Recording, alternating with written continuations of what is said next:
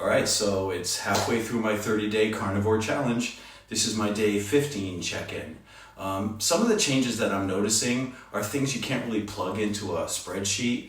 My weight, my waist measurement, and my blood sugar, all those things are objective. They have hard numbers, but things like your mood or your mental clarity, overall energy, those things are much more subjective. They're real to me, but they aren't really all that measurable. But with that being said, my energy feels different. Not all hyped up, I'm not all jittery, it's just a steady energy. My strength in the gym, if anything, has improved. I can go a few extra reps, I don't start losing my energy halfway through the workout. I think sometimes people may start trying a low carb or a carnivore diet, never really understanding what's actually happening inside their body when you cut out carbs. So in plain English, I just want to cover the fuel shift so that this style of eating seems to start to make a little more sense. For most of our adult lives, especially here in the US, our bodies are primarily running on carbohydrates for fuel.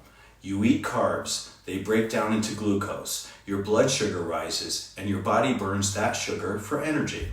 It works. Carbs are not evil, they are simply fast fuel. But here's the part most people don't think about. When you're running primarily on carbs, your energy can start to look a little bit like a roller coaster. You eat, so your energy goes up. A few hours later, your energy dips. Hunger comes back, the cravings kick in, and that whole cycle begins to repeat again. Running on carbs is a little bit like using kindling in a campfire.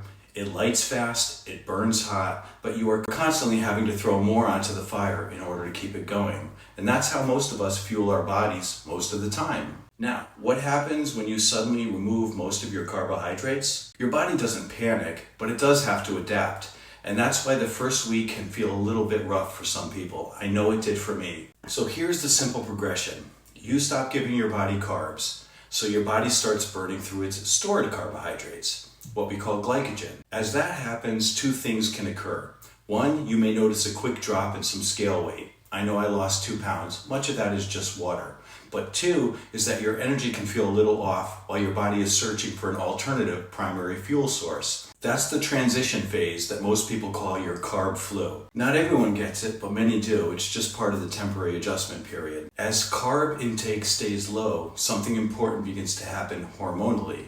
Your insulin levels begin to come down. And when insulin drops, the body finally gets a stronger signal that says, okay, this is time to start tapping into some stored fat for fuel. This is where the real metabolic shift begins. Your liver starts producing molecules called ketones, which can be used by the brain and your muscles as an alternative fuel. Again, nothing magical here. The body is simply doing what it does. It's keeping you alive. So it switches fuel sources, survival adaptation. When the body becomes more comfortable using fat and ketones for fuel, the energy pattern starts to smooth out. So instead of these quick spikes and dips, you get a more stable energy and a longer satiety between meals. There are fewer intense sugar cravings and sometimes more consistent mental clarity. So this doesn't mean that this way of eating is good for everyone.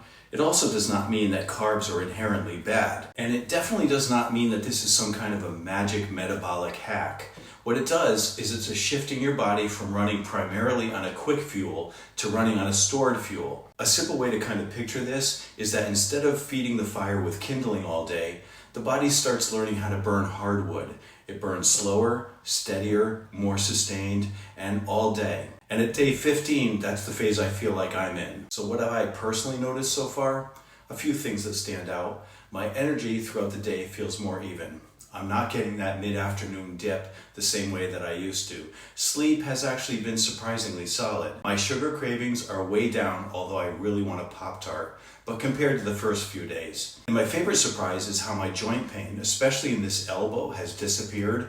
I'm definitely not suggesting that everyone run out and try to eat only meat. This is still a work in progress. But at the halfway point for me, the fuel shift inside my body is starting to make more sense to me. Over the next couple of weeks, the big questions are going to be what happens to my body composition, what happens to me in the gym, what does my blood work look like at the end of 30 days. So if you guys want to follow along on this full journey, seeing the good, the bad, and the honest, then subscribe so that you can follow along, and I'll see you guys in a couple of days with an update.